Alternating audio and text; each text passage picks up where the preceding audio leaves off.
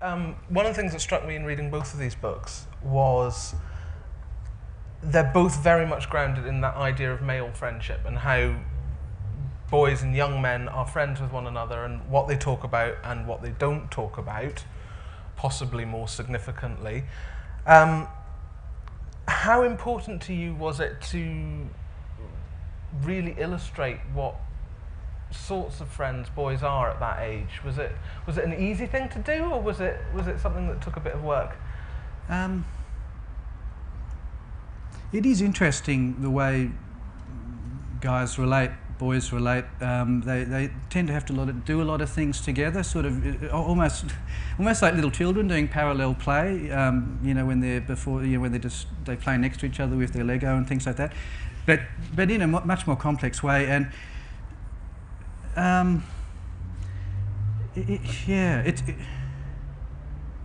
it's a hard thing to answer, except that in this book it does seem to be the physical, the sense of adventure they need to go through that helps them gain further insight into themselves and their friendships with each other, and the things you have to do alone too, that mean that you can't do everything together, and that can often be the things that you see are different in each other, and yes.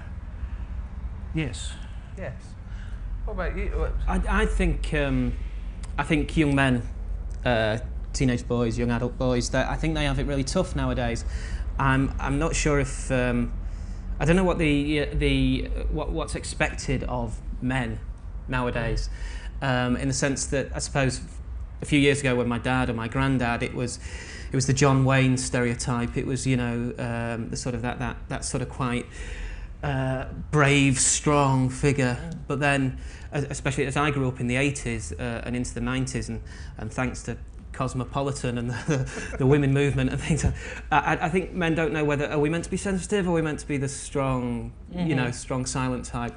Do we want to be metrosexual David Beckhams? Do we want to be druggy, junkie, Pete Doherty kind of rock star people? And I don't, young men don't really have many clues of what's expected so much anymore of them.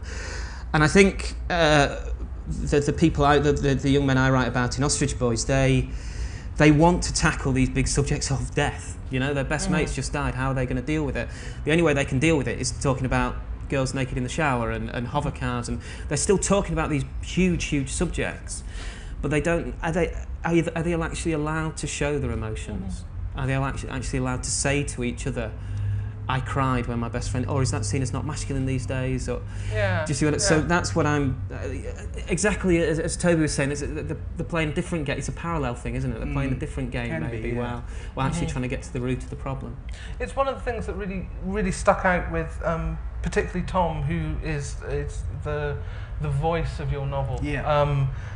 That he doesn't seem to know who he can go and talk to about a lot of really major things that are happening for him, and when he does go and talk to people, it's about music, or it's about you know. I think that's it. You almost need to sort of get a rapport going. You need a topic, and it might be sport or music or and even an activity, and then, you know, in different circumstances and contexts, the conversation might shift and things might come up, and but yes, I guess in my experience, people do keep a part of their life secret and they deal with those things alone, and maybe that's more a male thing. Maybe. I think I'm not an expert to me. No, yeah, because I suppose we're looking back to us, talk about us, but it's the stereotype. You know, so many young men nowadays are just stereotyped as hoodies. You know, and it's like, well, you know, how true it's because we see it on the media. I meet in school visits. I meet plenty of teenagers that are a million miles away from the media news of the world, sort of Daily Mail type stereotype that we have. And so I want to explore those type of people in the books I'm writing, and get to those type of people as well. So, to pick up on something that you said actually, Toby, about the need to be going out there and doing some kind of activity or something physical together and setting yourselves a challenge. The other thing that these books have in common is I've sort of said a physical challenge in my own mind, but I'm not, you know, in your case it's the climbing of the Sydney Harbour Bridge, and the whole draw that has for the young men in the novel, and there's a couple of attempts it takes them to get up there. With you, obviously, it's the very physical, almost road trip element of starting in Cleethorpes and getting to Ross with little to no money and little to no idea how they're going to go about it. Was it a deliberate choice on either of your part or both of your parts to have some kind of central physical challenge that kind of seems to mirror the development of your characters throughout the book, or was it a happy accident, or how did that come about? Well, I stole my idea for my book. My favourite movie of all time is a movie called Stand By Me. Excuse me, and it's about 3 friends who go on a trip to see a dead body, whereas my 3 friends, they take the dead body with them. So I kind of stole the idea from my favourite movie, in a way. But it was a happy coincidence that once I'd got this idea, I want to write a road trip book, a kind of road movie in a book.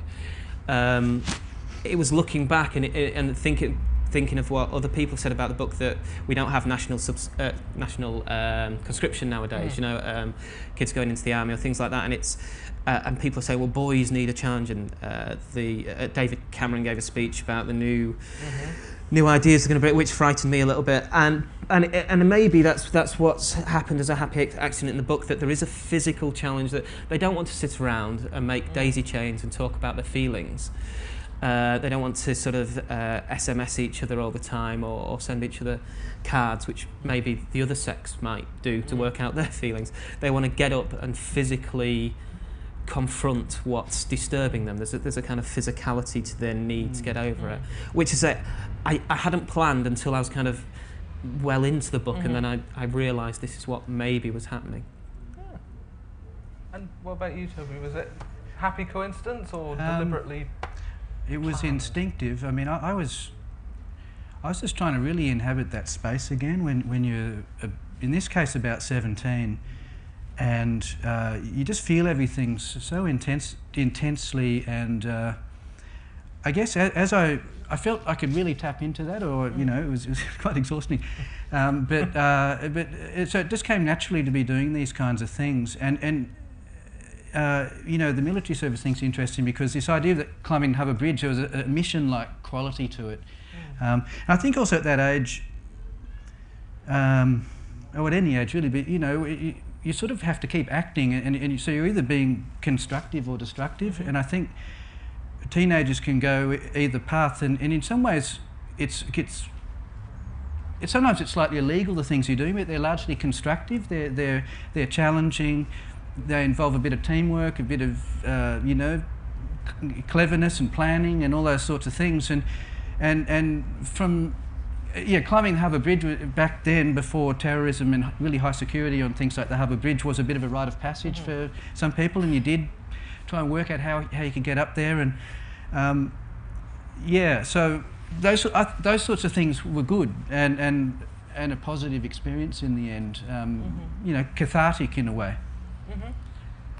Very much. I mean, that whole rite of passage thing that you've just touched on was it's really brought alive in both of the books, actually. And you know, it's one of those phrases that people bandy around all the time without actually really explaining what they're talking about. And I think both of these books really pick up on what a rite of passage is and can be, and the fact that it's radically different for everybody involved, I think.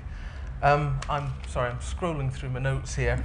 And I've got to that bit that I was talking to you about earlier. I've written down Bob Dylan / Kane and Ross / Sim. Bob Dylan / Kane refers to Toby's books, and Ross / Sim refers to Keith's. I think the question was about one of the things that the protagonists, the lead characters in these books, really have to deal with is that people change on them.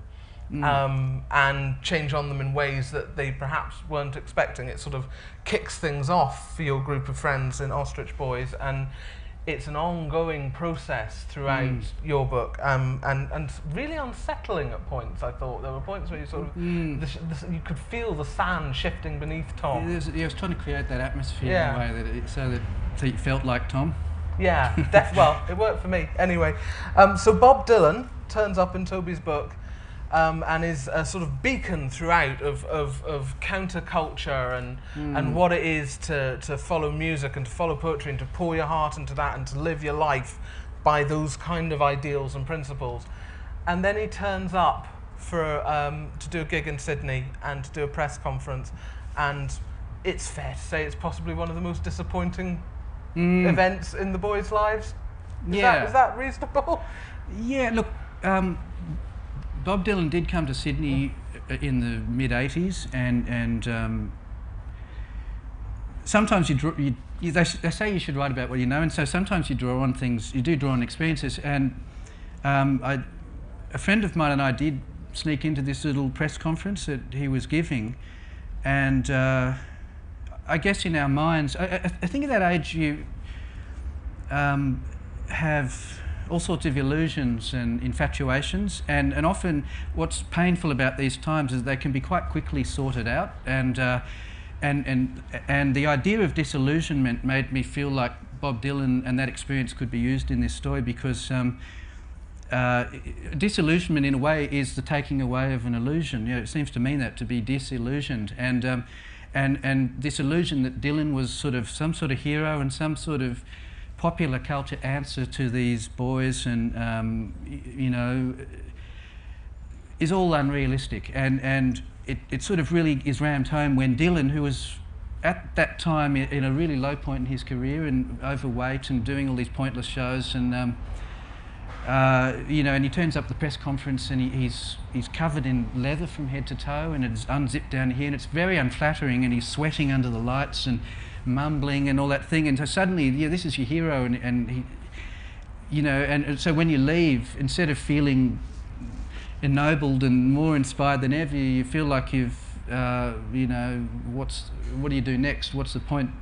What's happened? You know, what other dream can you take on, or should you be taking on dreams? So yeah, that was kind of the behind that storyline, as it fitted into this sort of theme of the disillusionments and the threats to your infatuations and things at that age. It was incredibly real, actually, and sort of completely dragged me back to being, again, at that kind of age and thinking, you know, who my heroes were and how horrendous it would have been to meet them. It's always a risk to meet. It's always, it's possibly, some people do have a rule of not meeting people they're infatuated with because they don't want to have to give up that infatuation. So, yeah. And there's a parallel in your book